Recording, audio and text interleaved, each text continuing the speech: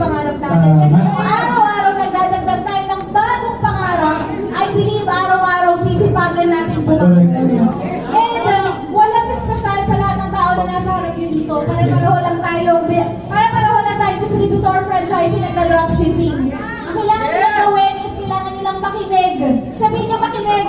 Makinig. Diba? At kasama ng pakikinig, magtiwala. Magtiwala. Sa mga taong nag-handle sa inyo. Walang pwedeng magsabi ng kaya mong gawin at hindi mo kayang gawin. Tama. Lahat ng yun, distraction. Kaya kailangan mo lang mag-focus. Yan. Kasi may binigay si Lord sa heart at sa mind mo na hindi pinakita sa iba.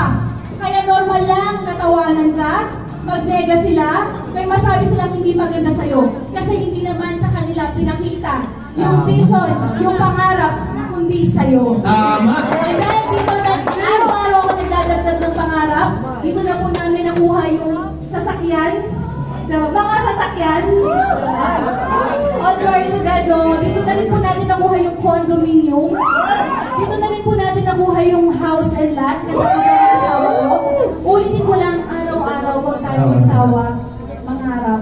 And syempre, next chapter natin, dito na rin po namin ginagawa sa GC. To God be the glory, everyone.